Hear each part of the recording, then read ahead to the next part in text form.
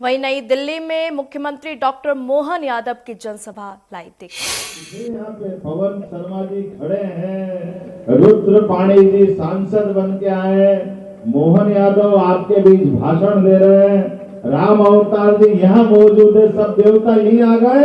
जोरदार अभिनंदन करो। कुछ बचे ही नहीं है। जेपी शर्मा जी, मैं आज ये तालमेल बिठाने का प्रयास कर रहा था। यशस्वी प्रधानमंत्री श्रीमान नरेंद्र मोदी जी का जोरदार अभिनंदन करो। हमारे अपने देश के गौरव और दुनिया के सबसे बड़े लोकप्रिय नेता, दुनिया के सबसे बड़े गणतंत्र के हमारे माननीय प्रधानमंत्री, जिनके माध्यम से दुनिया का सबसे बड़ा लोकतंत्र, दुनिया का सबसे युवा देश आज गौरवान्वित हो रहा है। एक ऐसे हमारे नायक है जिनके लिए हर देश का व्यक्ति चाहता, काश प्रधानमंत्री हो तो मोदी जैसा हो, ये सबका सपना होता है। हमारे तो आनंद है ही। हमारा दुश्मन देश पाकिस्तान, उस दुश्मन देश के राजनेता जो प्रधानमंत्री इमरान खान भी कहते हैं, काश मोदी हमारे नेता होते, हमारे पाकिस्तान में होते।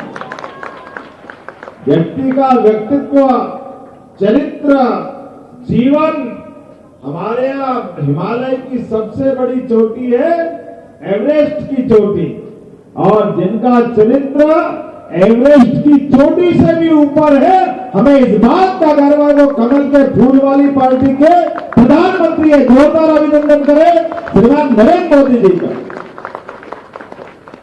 ये भी सुखद संयोग है, हमारे बीच यशस्वी प्रधानमंत्री ने कल अपना 8वां बजट सरकार के माध्यम से जनता को लोकार्पित किया, और बजट क्या दिया?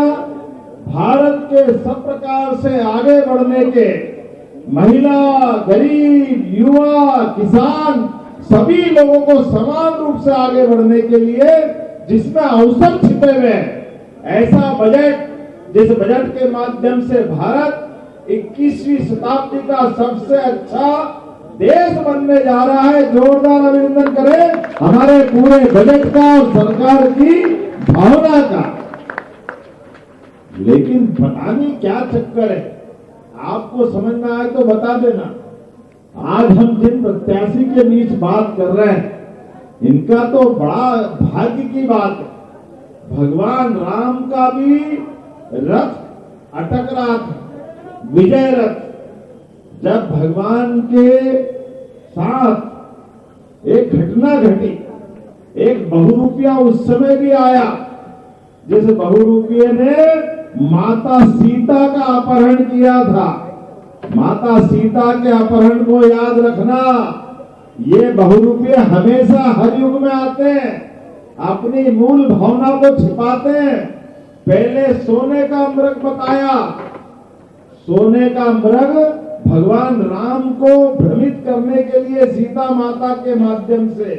ये पूरा प्रपंच जितने बहुरूपीय होते हैं, ये चालाक होते, झूठ बोलते हैं, इन्हें सबने रचना बना करके भगवान राम लक्ष्मण को दूर कर दिया।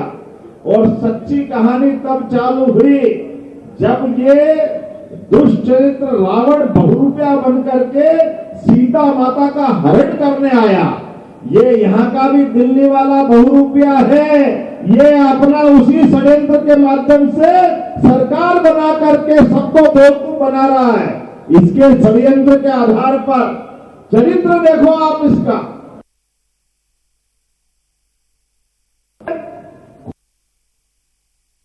देश के अंदर कोई ऐसा उदाहरण नहीं कि मुख्यमंत्री जेल जाए, लेकिन ऐसे चरित्रवान के मुख्यमंत्री के पद को भी लगा दे और जेल में मुख्यमंत्री सही अंदर जाए। और कितना बेशरम।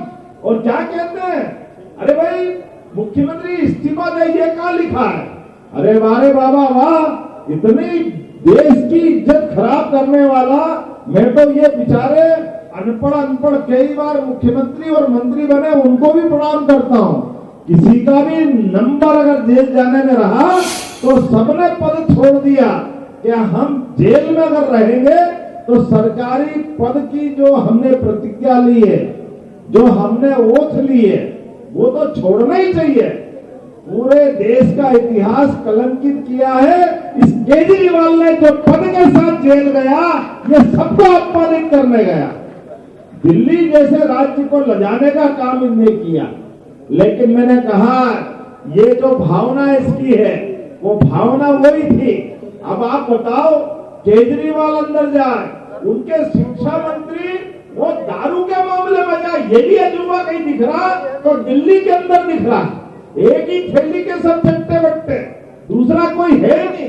क्या चरित्र है इनका। और किसी की जरूरत होगी तो और कम पड़ रहा है। कम कैसे पड़ रहा है?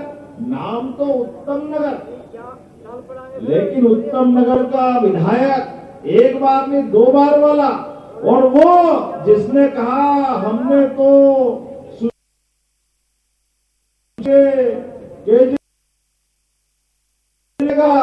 खुद दारू में बंद, उनका शिक्षा मंत्री बंद, और उनके विधायक सबसे वसूली करने जाए। धूप करना चाहिए इस विधानसभा के लिए। इस विधानसभा के अंदर विधायक कौन से चुन रहे हैं? जो रंगदारी टैक्स ले रहे हैं। अरे दिल्ली सहित लोकतंत्र को लगाने का काम कर रहे हैं।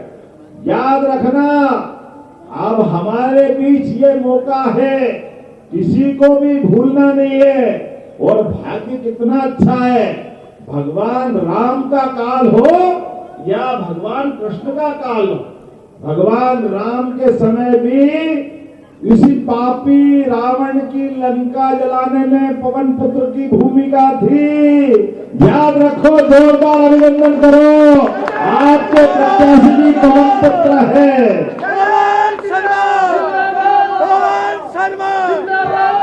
पवन शर्मा की भूमिका भूलना मत।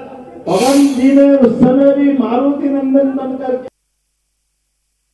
लंका जलाने के लिए समुद्र में छलांग लगा करके दुश्मन के घर में घुस के मारा था। पूरे पाप को जला करके राख किया था। और देवता में देवता पवन शर्मा की भूमिका मैं मारुति नंदन से जोड़ के चलता हूँ। ये वो पवन पुत्र हनुमान की गाथा है जिनने रावण के समय रावण की लंका जलाई और कौरव पांडव के समय धर्म का ध्वज धारण करके भगवान कृष्ण के माध्यम से कौरवों का नाश किया है। जोरदार अभिनंदन करो हमारे भी। इस ऐतिहासिक घटना को याद रखना। हनुमान वो देवता है जिनने सदैव धर्म के मार्ग पे चलने का संकल्प लिया, जिसका चरित्र सदैव सबको लालायित करता है। भगवान हनुमान अपने जीवन काल से बल, बुद्धि, पराक्रम सबके दाता और अपने जीवन चरित्र से सुमार्ग पे चलने के लिए ले जाते हैं। देखो केजरीवाल खुद बंद हुए, शिक्षा मंत्री सहित कई लोग बंद हुए, लेकिन पद का कैसा लालच, जिसके लिए अपनी पार्टी का आदमी जेल जाए तो जाए, उनकी घरवाली को लड़ाई, ये तो कहीं देखा ही नहीं हमने। ये तमाशा यहाँ देखा। इतना कोई चरित्र से गिर सकता है क्या? कहने की बात इतनी है कि समझदार को इशारा काफी।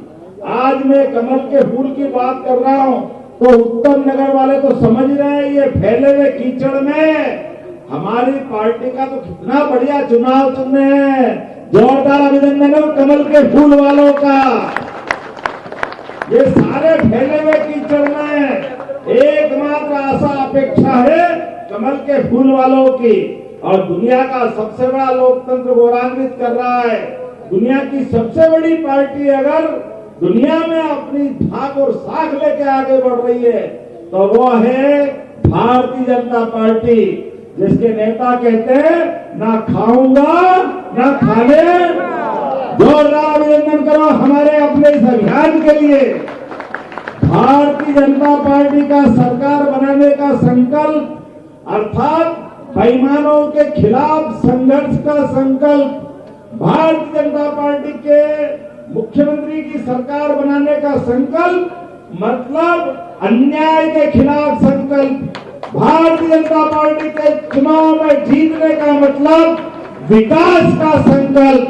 भारतीय जनता पार्टी के चुनाव जीतने का मतलब दुनिया के अंदर राजनीतिक दल को गौरवान्वित करने का संकल्प।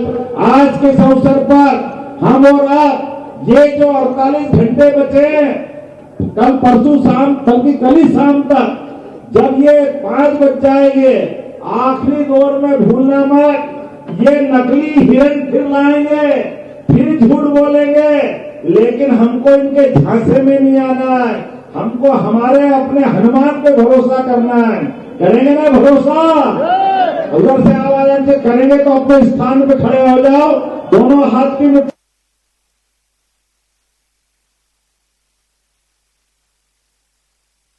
तब तक शांति से नहीं बैठेंगे।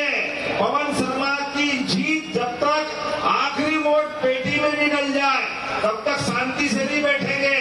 मैं अब आपके बीच में आपको सबको पवन शर्मा बना करके आप सब प्रत्याशी रहेंगे। बोलो, सब तैयार है? आवाज उधर से भी आना चाहिए। सब तैयार है? तो मेरे साथ संकल्प करो। बोलो, भारत माता की, भारत माता की, भारतीय जनता पार्टी जिंदाबाद, भारतीय जनता पार्टी जिंदाबाद। बहुत बहुत धन्यवाद। भारत माता की जय।